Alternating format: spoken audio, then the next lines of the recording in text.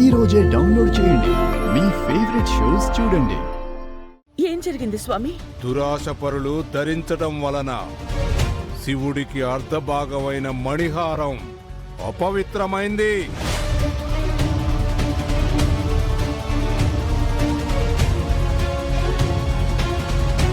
ఈవిడే మణిహారాన్ని వేసుకొని ఉంటుంది.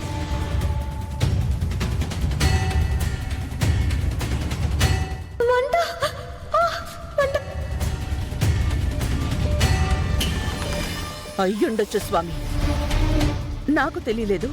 తెలుసుకో,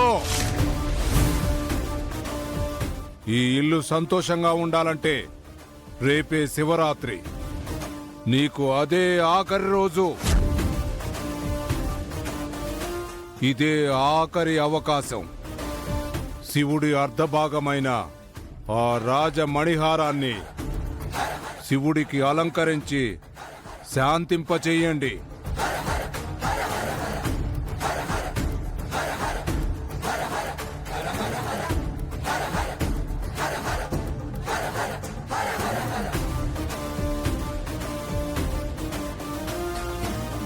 అపవిత్రమైన మణిహారాన్ని పవిత్రం చేసుకోండి. దాన్నే ప్రాయశ్చిత్త పూజ అంటారు. ఈ శివరాత్రి రోజున మణిహారానికి ప్రాయశ్చిత్త పూజను చెయ్యకపోతే ఈ ఇల్లే దహించుకుపోతుంది.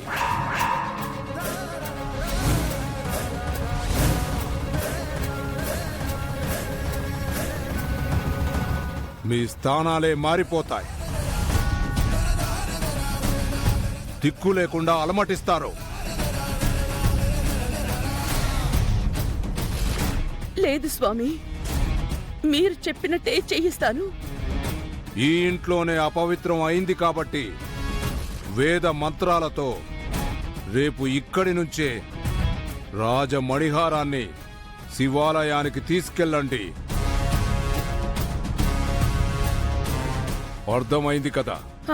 రాజమణిహారాన్ని కావాలని కోరుకోవడం కాదు, ఆ రాజమణిహారానికి చెయ్యకూడనివి ఏంటో కూడా తెలుసుకోవాలి. లేదంటే చస్తారు చస్తారు చస్తారు.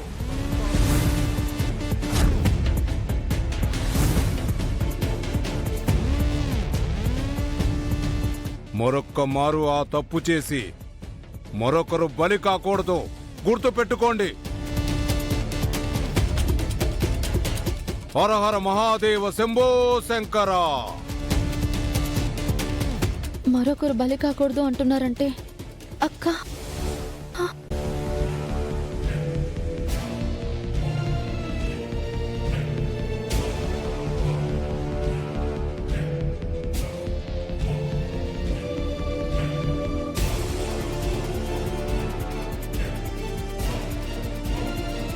స్వామి స్వామి, వచ్చింది నీ కార్యం మీదే చామంతి. పంపింది ఆ పరమేశ్వరుడే.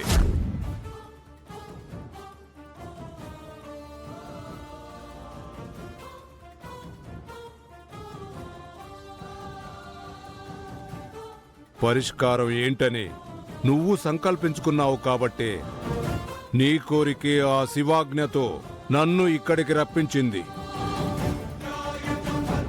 ఆ రాజమణిహారం చాలా గొప్పది, ఎంతో పవిత్రమైనది. కొందరు మణిహారాలు ఆవిర్భవిస్తారు. సాక్షాత్తు ఆ పరమశివుడే దాన్ని ఆవిర్భవించాడు.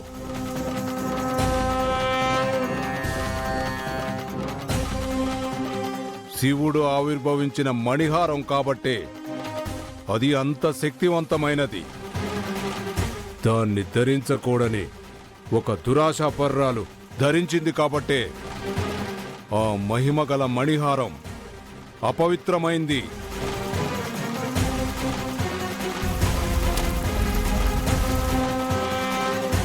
ప్రాయశ్చిత్తం చెప్పాను కదా, పవిత్రం అవుతుందిలే. స్వామి, మా అక్క చేసిన అపచారానికి ఆ స్వార్థపరురాలి శరీరం నెమ్మది నెమ్మదిగా దహించుకుపోతుంది.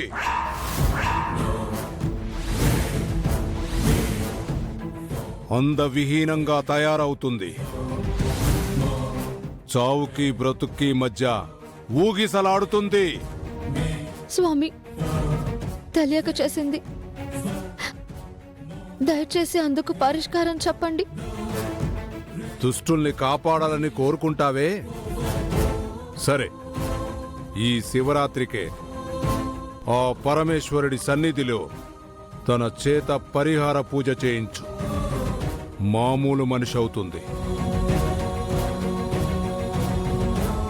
లేదంటే చెప్పింది పొల్లు పోకుండా జరుగుతుంది.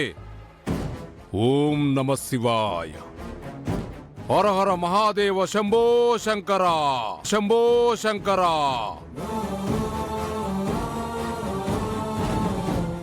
చేతులారా చేసుకుంది. ఇప్పుడు చెప్తే భయపడుతుంది.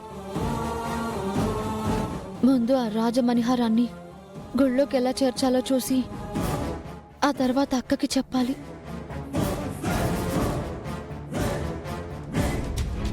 చూడు రోజా, స్వామీజీ చెప్పింది విన్నావు కదా. రేపు రాజమణిహారానికి శివరాత్రి పూజ చెయ్యకపోతే మన కుటుంబం అంతా అల్లకల్లోలమైపోతుంది. ఇప్పటికైనా దాచిన రాజమణిహారాన్ని బయటికి తీ. నేను అదే చెప్తున్నానత్తయ్య. మన ఫ్యామిలీని కాపాడుకోవడం కోసమైనా మా దగ్గర నుంచి అదే మీరు దొంగిలించారు చూడండి, ఆ రాజమణిహారాన్ని తీసుకురండి. మళ్ళీ అదే మాట అంటావు? మీరు అదే చెప్పకండి అత్తయ్య. అయినా జరగబోయే విపత్తు చెప్పినా కూడా ఇంకా ఇలా మాట్లాడితే ఇంకేం చెప్పాలి? ఏం జరుగుతుందో తెలిసాక కూడా మీరింత మొండి పట్టు పట్టుకొనుంటే మేమే వినాలి. నీకు రాజమణిహారమే ముఖ్యమా? మీకు ముఖ్యంలా కనిపిస్తుంది. ఎవరు ఏవైపోయినా సరే మీకు సంబంధం లేదు అనిపిస్తుంది. అది నీకు వర్తిస్తుంది. ఆ బిరుదు మిమ్మల్నే వరిస్తుంది అత్తయ్య. ఇయ్యను అంటావు. మీరు అదే అంటున్నారు కదా. ఇంకాపండి.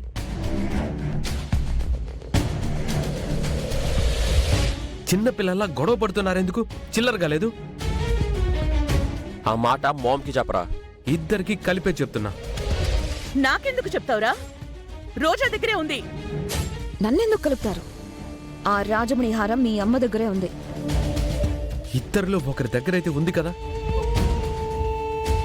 ఆ ఒకరికి తీసుకురావడానికి ఈగోనే కదా. తెస్తే వాళ్ళని దొంగ అంటారన్న టెన్షనే కదా మిమ్మల్ని గొడవ పడేలా చేస్తుంది. రాజమణిహారాన్ని బయటికి తీసుకురాకుండా అదే ఆపుతుంది. దానికి ఒక్కటే సొల్యూషన్. ఈ హాల్లోనే ఒక హుండీ ఏర్పాటు చేస్తాను. ఎవరి దగ్గరుంటే వాళ్ళు ఎవరూ లేనప్పుడు తీసుకొచ్చి దాంట్లో వేసేయండి. తెల్లారేసరికల్లా రాజమణిహారం దానిలో ఉంటే ఆ స్వామీజీ చెప్పినట్టుగా గుడికి వెళ్ళి పూజలు చేద్దాం.